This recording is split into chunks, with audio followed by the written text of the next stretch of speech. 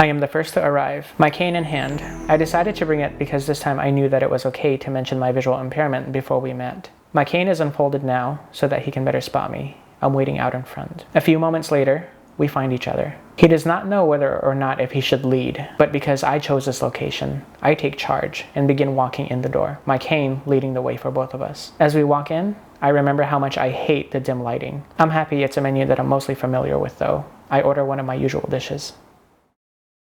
Okay, so that was JD describing what a date might be like for someone who, like yourself, is visually impaired. You're legally blind because of your albinism. Yes. And you are also a part of the Hopi Native American tribe. Yep, my mom and my dad are Hopi. I'm Hopi. And you are a gay man. Yes. So you are part of 3 different communities that experience discrimination and oppression, but do you also experience discrimination from like within those communities? I kind of get a feeling of inequality within these communities just because of my other labels. So in the Native community, I am a minority due to my disability. And in the gay community, I'm a minority due to my disability and my ethnicity.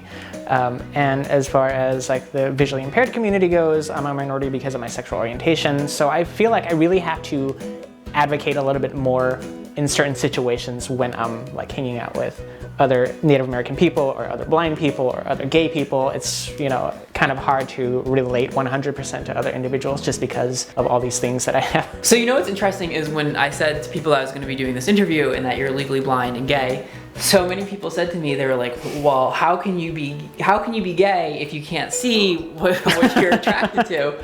And I was kind of like, huh? So can we like break that apart a little bit? The part where I see that coming from is like, because you can't see a person, how do you know if you're attracted to that person?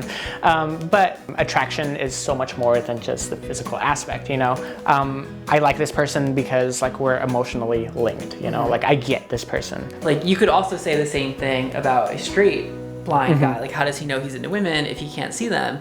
And I think it sells attraction short to say that it really is just, you know, skin deep. When I think we all know that the people that we're attracted to, yes, that's part of it, but there's so much more. So the gay world, I think even more so than the straight world, is very like visually oriented, right? And when you take sight out of the equation, how does the experience of being gay change? It's more difficult for me to get like visual cues. If I'm out in a public space and I think a guy's cute, when he's walking by me and let's say like I give him a glance, I can't get those visual cues, you know? Right, so the idea of like cruising would be it'd be very different. Yeah, you know, I can window shop, but I can't tell if other people are shopping for me.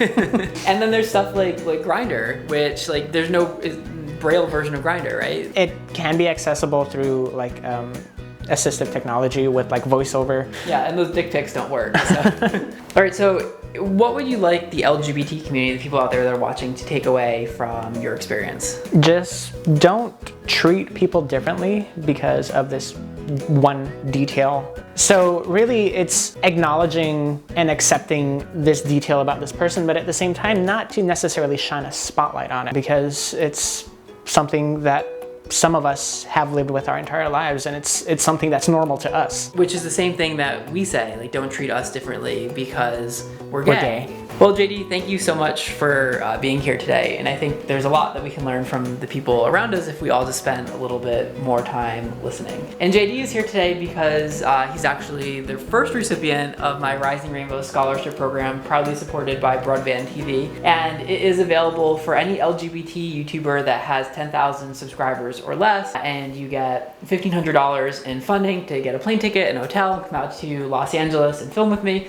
So if you are a YouTuber or know someone else that qualifies, click the link down below to check it out. So I would love for you guys to subscribe to JD's channel by clicking here, and you can watch the video that we're about to film by clicking here. If you want to see David under blindfold, walking with my cane out in the streets of LA, go watch it. Thank you guys so much for watching. I love you. I'll talk to you next time. Peace out.